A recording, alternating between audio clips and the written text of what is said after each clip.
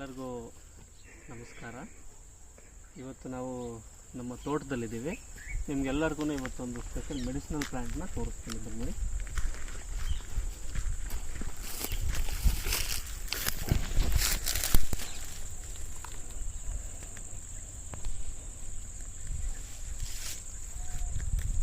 So ಈ medicinal plant ಹೆಸರು ನಿಮ್ಗೆಲ್ಲರಿಗೂ ಗೊತ್ತೇ ಇದೆ. ಇದ್ರ ಹೆಸರು ಒಂದೆಲ್ಗ ಅಂತೇಳಿ. ಸೊ ಇದರ ಸೈಂಟಿಫಿಕ್ ನೇಮು ಸೆಂಟೆಲ್ಲಾ ಏಷಿಯಾಟಿಕಾ ಅಂತ ಹೇಳ್ಬಿಟ್ಟು.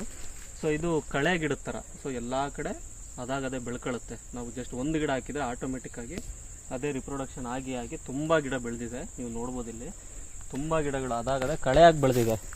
ನಾವು ಎಷ್ಟೊಂದು ದುಡ್ಡು ಕೊಟ್ಟು ಎಷ್ಟೊಂದು ಮೆಡಿಸಿನ್ಸ್ನೆಲ್ಲ ತೊಗೋತೀವಿ, ಬಟ್ ಕಳೆಯಾಗಿ ಇಷ್ಟೊಂದು ಗಿಡಗಳು ಬೆಳೆದಿದೆ. ಸೊ ಇದ್ರ ಯೂಸಸ್ನ ಸಿಂಪಲಾಗಿ ಹೇಳ್ಬಿಡ್ತೀನಿ.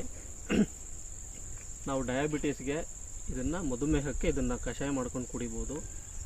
ಒಬೆಸಿಟಿ, ನಮಗೇನು ತುಂಬ ಫ್ಯಾಟ್ ಡೆಪಾಸಿಟ್ಸ್ ಆಗುತ್ತೆ ಬಾಡೀಲಿ, ಸೊ ಅದನ್ನು ಕರಗಿಸೋಕ್ಕೋಸ್ಕರ, ಮತ್ತು ಹಾರ್ಟ್ ಡಿಸೀಸಸ್ ಇದ್ದರೆ ಇದನ್ನು ಬಳಸ್ಬೋದು. ನಿಮ್ಮ ಹಾರ್ಟ್ ಪ್ರಾಬ್ಲಮ್ಸ್ಗೆಲ್ಲ ತುಂಬ ಒಳ್ಳೆಯದಿದು. ಇದ್ರ ಜೊತೆಗೆ ಮಕ್ಕಳಿಗೆ ಅವರ ಬ್ರೈನ್ ಶಾರ್ಪ್ ಆಗಲಿ ಕೂಡ ನೀವು ಇದನ್ನು ಕೊಡ್ಬೋದು ಡೈಲಿ. ಇದ್ರ ಜೊತೆಗೆ ನೀವು ಡೈಲಿ ಎಲ್ಲರೂ ಕೊಬ್ಬರಿ ಎಣ್ಣೆನ ತಲೆಗೆ ಹಚ್ತೀರ. ಸೊ ಇದ್ರ ಒಂದೆರಡು ಎಲೆಗಳನ್ನ ನೀವು ಕೊಬ್ಬರಿ ಎಣ್ಣೆ ಜೊತೆ ಮಿಕ್ಸ್ ಮಾಡ್ಕೊಂಡು ಹಾಕ್ಕೊಂಡ್ರೆ ನಿಮ್ಮ ಕೂದಲು ತುಂಬ ಶೈನಿಂಗ್ ಬರುತ್ತೆ, ತುಂಬ ಲೆಂತಿಯಾಗಿ ಬೆಳೆಯುತ್ತೆ, ತುಂಬ ಒಳ್ಳೆ ರಿಸಲ್ಟ್ ಸಿಗುತ್ತೆ. ನಿಮ್ಮ ಸ್ಕ್ಯಾಲ್ಪ್ಗೆ ಕೂಡ ತುಂಬ ಹೆಲ್ತಿಯಾಗಿರುತ್ತೆ. ಸೊ ಇದನ್ನು ಡೈಲಿ ನೀವು ಹಸಿ ಎಲೆಗಳನ್ನ ಕೂಡ ಡೈಲಿ ಒಂದೊಂದು ಎಲೆನ ಡೈಲಿ ತಿನ್ಬೋದು. ಅದ್ರ ಜೊತೆಗೆ ನೀವು ಕಷಾಯ ಮಾಡ್ಕೊಂಡು ಕೂಡ ಕುಡಿಬೋದು.